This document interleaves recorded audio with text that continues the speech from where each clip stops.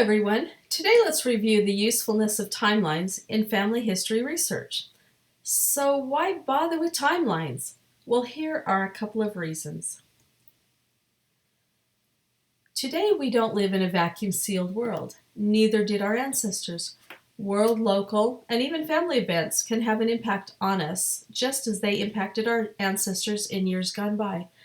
Think of some of the events that have had an impact on your life. Did you have an immigrant ancestor? What was their experience? Think about finding passenger lists and naturalization records. It's also a great idea to read up a little bit on immigration so you can learn a little bit more about what the immigration experience entailed. Did you have someone that went to war? Think of some of the wars during the 20th century and even before that. In the 20th century, there were two world wars, the Korean War and Vietnam, to name a few. If you want a very exhaustive list of wars, just read the Wikipedia article. I had no idea there were so many wars.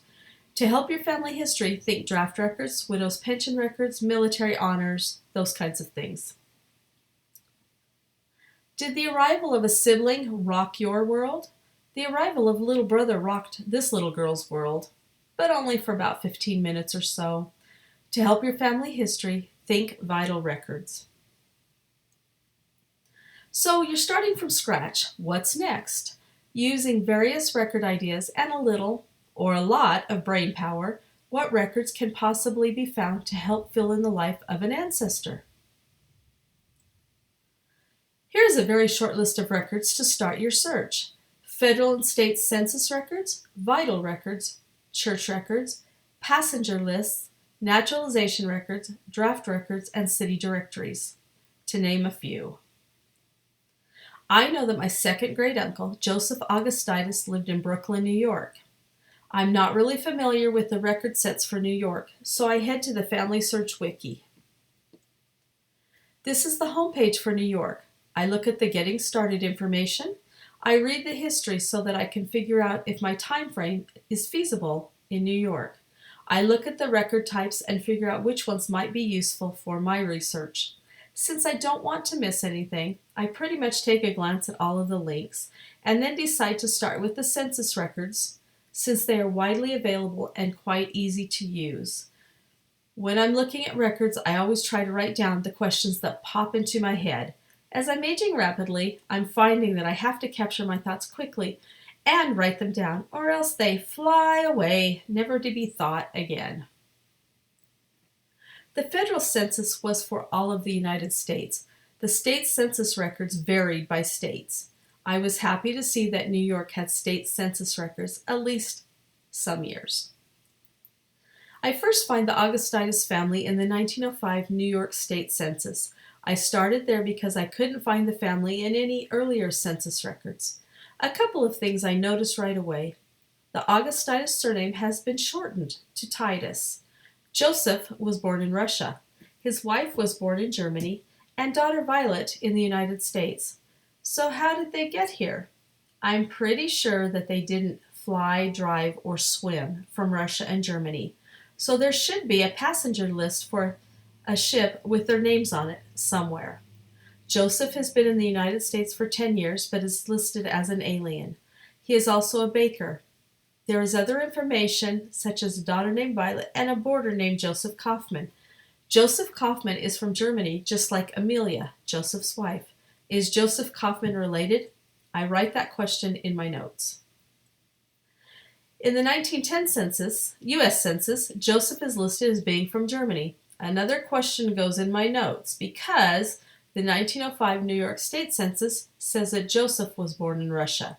I will definitely need to brush up on my Eastern European history since there were lots of boundary changes in that part of the world. This census gives me another puzzle piece as I work through the timing of Joseph's life. On this census, it lists that Joseph has become a U.S. citizen. Since I'm trying to be very methodical, I list the naturalization information in my notes for further study.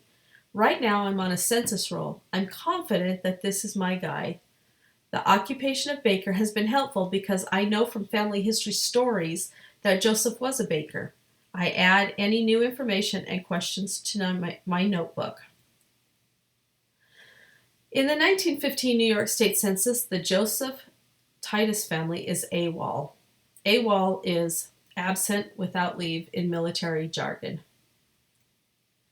In the 1920 census, the Joseph Titus family is living with another family that doesn't seem to be related, at least looking at the name. However, if you look closer, James Belt and his wife are listed as renters. Joseph is listed as the owner of the house. I'm thinking records about purchase of a home might be found. Another question. Daughter Violet is missing. Where did she go? More questions to write in my notebook. This is the 1925 New York Census. Interesting things are happening. There are now 11 people living at the same address as Joseph Titus and family. In the 1920 census, Joseph had one couple renting from them, and Joseph himself was the dwelling owner. Does Joseph still own this dwelling? Is it a boarding house? If Joseph sold, is there a bill of sale? More records to think about. I also need to think about time frame. Only 5 years between the federal and state census, but lots more people are in the house. The 1925 New York Census is the last state census taken. The 1930 census, the family is AWOL. Again. In the 1940 census, Joseph and his family have moved to a new address. They own this home according to the census, and just immediate family lives there. Did they sell their other house on Meeker Avenue? Bleecker Street is just 3 miles from Meeker Avenue. Another record idea, property taxes. I was curious to know if 180 Meeker Avenue in Brooklyn, New York still existed today. The address today is an integral part of the Brooklyn-Queens Expressway. At a conference a couple of years ago, I heard of a website that could show you what your area of interest looked like in the early 20s and 30s. Of course, at the time I didn't write it down because I'll remember that. You know how that goes. Another piece of the puzzle to find. In thinking about wars during the 20th century, I found Joseph's World War I draft registration and confirmation about naturalization. Joseph at some point became a citizen of the United States. I still need to look for his naturalization papers. I'm confident I have the right ancestor. Occupation, address, and spouse all match other records that I have. Here is Joseph's full petition for naturalization. It's kind of fuzzy, but there's so much information. When you find a gem like this, you need to look and ponder every single bit of information and write down everything that you're thinking. Clues will point you to records everywhere else. This record was especially exciting because it had a birthplace listed in Russia.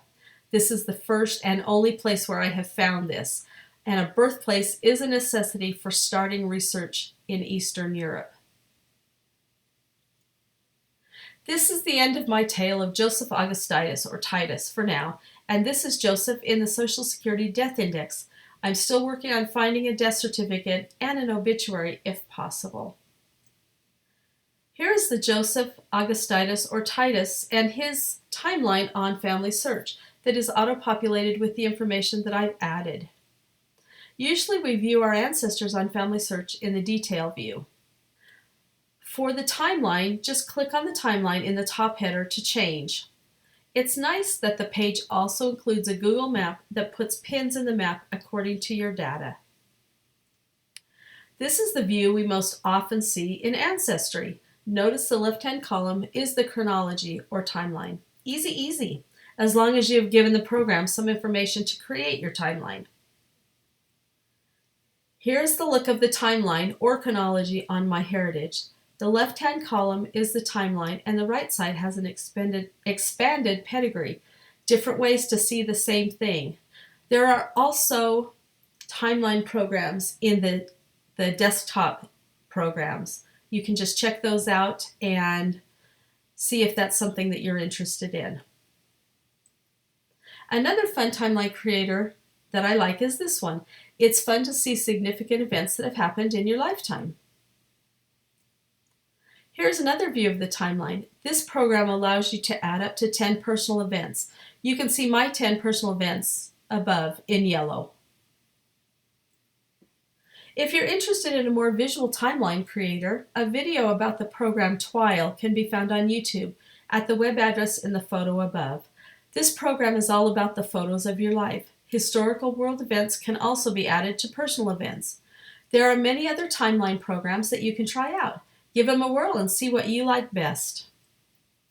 Please visit our homepage to find out more about our one-on-one help in library classes and library resources.